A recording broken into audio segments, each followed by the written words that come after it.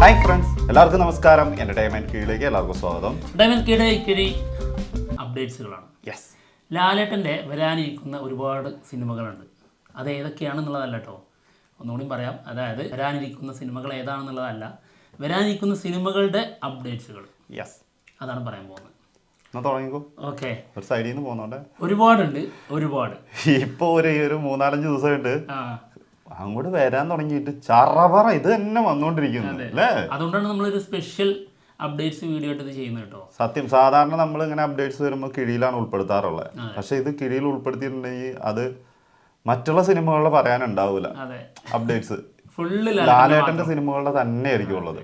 എന്താണെങ്കിലും ആദ്യത്തത്, അതായത് നമ്മുടെ മലൈക്കോട്ടെ വാലിബൻ സിനിമ ജനുവരി 25-ന് റിലീസിന് ഒരുങ്ങുകയാണ്. അതിൻ്റെ ആ ഒരു വൈബിൽ ഇങ്ങനെ തുടർന്നുകൊണ്ടിരിക്കുമ്പോൾ, അതിൻ്റെ ആഘോഷങ്ങൾ നടന്നുകൊണ്ടിരിക്കുമ്പോൾ ഒരു പുതിയ ന്യൂസാണ് വന്നുകൊണ്ടിരിക്കുന്നത്. LJPയുടെ കൂടെ ലാലേട്ടൻ വീണ്ടും ഒരുമിക്കും എന്നുള്ളതാണ്. അല്ലേ? അതെ, തീർച്ചയായിട്ടും. അതായത് LJP ലാലേട്ടൻ വീണ്ടും വരും. ഇതൊരു ഓഫ് ബീറ്റ് സിനിമയായിരിക്കും എന്നുള്ളതാണ്. അതായത് കൊമേഴ്ഷ്യലി വമ്പൻ സംഭവമാവുന്ന രീതിയിലുള്ള ഒരു സിനിമയല്ല. നമ്മുടെ കാതൽ, നൻപകൽ നേരത്ത് മയക്കം, ഇതുപോലത്തെ നല്ലൊരു ക്ലാസ് കിഡിലോസ്കി ഐറ്റം നമ്മൾ ആഗ്രഹിച്ചൊരു സാധനം ഉണ്ടോ. അതായത് ലാലേട്ടൻ്റെ അങ്ങനെയുള്ളൊരു സിനിമ.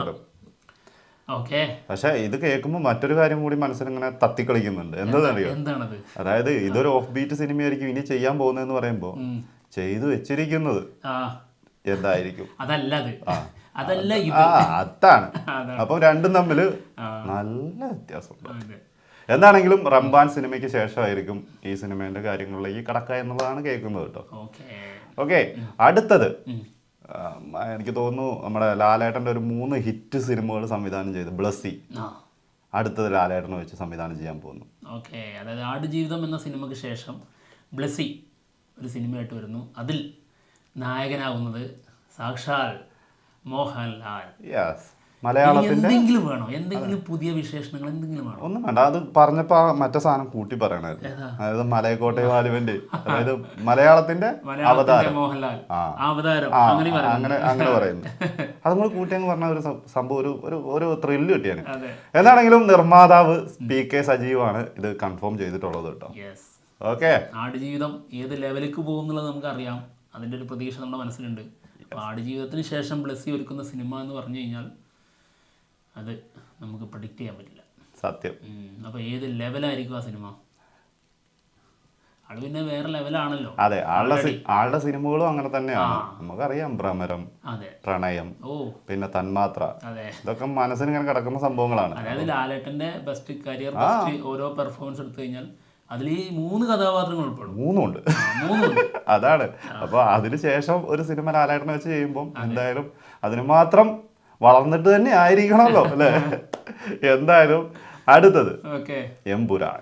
ഞാനേ ഒന്ന് ചെറുതായിട്ട് ഇടപെട്ടെ. എപ്പോഴും അതായത് അതിന് മാത്രം വളർന്നിട്ടായിരിക്കുമല്ലോ എന്ന് പറഞ്ഞില്ലേ. ആ വളർച്ച ആയതിനു ശേഷമാണ്, അതുകൊണ്ടാണ് ആടുജീവിതം ചെയ്തത്. അതെ, സത്യം. അത് ഞാനത് ആളെ ഒന്നും കൂടി ഒന്ന് ബൂസ്റ്റ് ചെയ്തു. ഞാൻ കുറച്ച് കണ്ടല്ല, ആള് വലുതായി, ആൾറെഡി ഇതൊക്കെ ചെയ്ത ആളാണ്. അപ്പൊ ആടുജീവിതം ചെയ്യാം എന്നുള്ള ലെവലിലാണ്.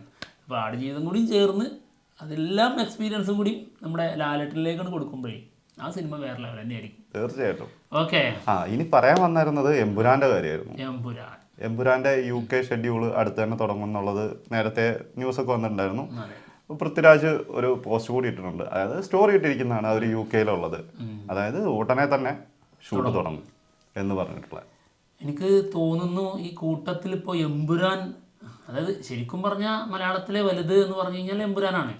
പക്ഷേ എമ്പുരാന് കൂടുതൽ പ്രാധാന്യം കൊടുക്കാൻ പറ്റുന്നില്ല. നമ്മുടെ മനസ്സിൽ എമ്പുരാൻ വലുതാണെങ്കിലും അതിപ്പോൾ നമ്മളിപ്പോൾ ഒരു സിനിമയുടെ അപ്ഡേറ്റ് ഇടുകയാണെങ്കിൽ പോലും എമ്പുരാൻ എന്ന് കൊടുത്താൽ ആ ഒരു വമ്പൻ വ്യൂ അല്ലെങ്കിൽ ഒരു ഇടിച്ചു കയറ്റം എന്ന് പറഞ്ഞ സംഭവം ഉണ്ടല്ലോ, അത് ഉണ്ടാവുന്നില്ല. ഇപ്പൊ മലൈക്കോട്ടെ വാലിബനാണ് ട്രെൻഡിങ്. അതില് വേറെ ഒരൊന്നുമില്ല, അത് വേറൊരു വൈബാ. അതുകൊണ്ട് തന്നെ എമ്പുരാൻ നമ്മൾ പറയുമ്പോൾ ശരിക്ക് ആ ഒരു പഞ്ചിലങ്ങ് കൊടുക്കാൻ പറ്റുന്നില്ല. സത്യമല്ലേ? സത്യം. എന്താന്ന് അറിഞ്ഞൂടാ. എന്തായാലും ആ ഒരു സമയത്തിനോട് അടുക്കുമ്പോൾ അത് അതിന്റെ വലുപ്പം കാണിച്ചു തുടങ്ങും. ഉറപ്പല്ലേ? അതാ ടൈം വരട്ടെ. അപ്ഡേഷൻസ് ഒക്കെ വരാനുണ്ടല്ലോ ഇഷ്ടം പോലെ. ഇപ്പൊ ജസ്റ്റ് 2 അടി പിറകോട്ട് ചെയ്യുകയാണ്. എന്തിനാ കുതിക്കാൻ?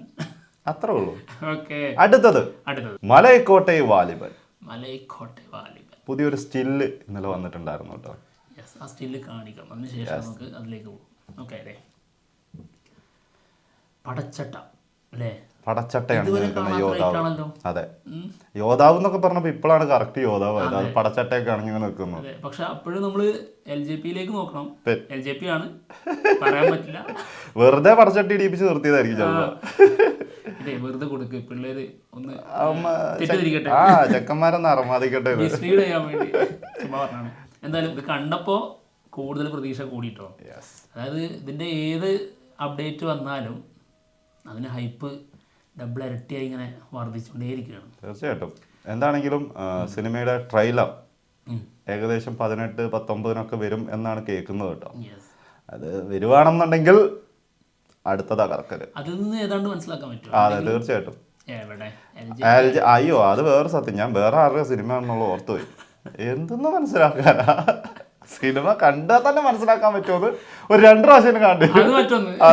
അത് മറ്റൊരു വിഷയം. യെസ്, ഏതാണെങ്കിലും മലൈക്കോട്ടെ വാലിബൻ നമുക്ക് പറഞ്ഞ പോലെ കുറഞ്ഞ ദിവസങ്ങൾ മാത്രമേ ഉള്ളൂ റിലീസിനായിട്ട് അടുത്തുകൊണ്ടിരിക്കുകയാണ്.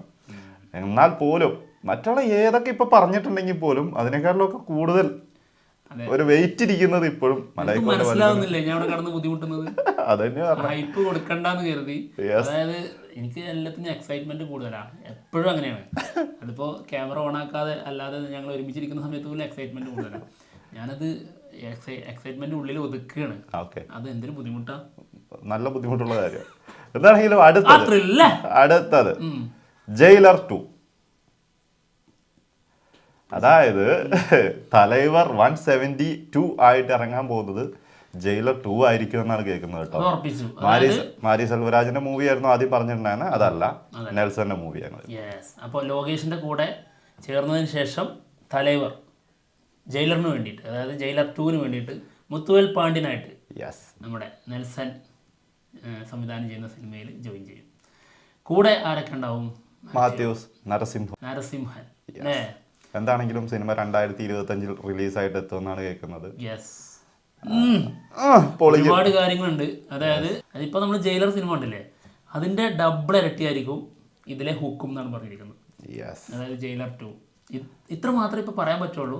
പിന്നെ എന്തായാലും എല്ലാ ടീമും അതുപോലെ തന്നെ ഉണ്ടാവും. നെൽസൺ തന്നെ പറഞ്ഞതാണ്, മുന്നേ ഉള്ള കഥ എന്തായാലും പറയാൻ സാധ്യതയല്ല. ജയിലർ ഇപ്പൊ നമ്മൾ കണ്ടു കഴിഞ്ഞില്ലേ, അതിന് ശേഷമുള്ള കഥ എന്തായാലും സാധ്യതയുള്ളൂ. ഗംഭീരമായിരിക്കും.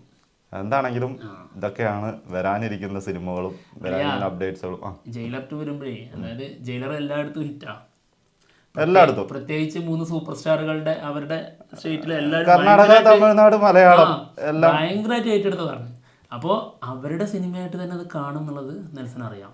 തീർച്ചയായിട്ടും ആ രീതിയിൽ യൂസ് ചെയ്യൂലേ, പിന്നെന്താ, പൊള്ളിച്ചടുക്കും. അങ്ങനെ തന്നെ ആയിരിക്കും. എന്താണെങ്കിലും അപ്പം ഞങ്ങൾ പോവാണ്. വിശേഷങ്ങളുമായിട്ട് ഉടനെ തന്നെ വരുന്നതായിരിക്കും. ബൈ.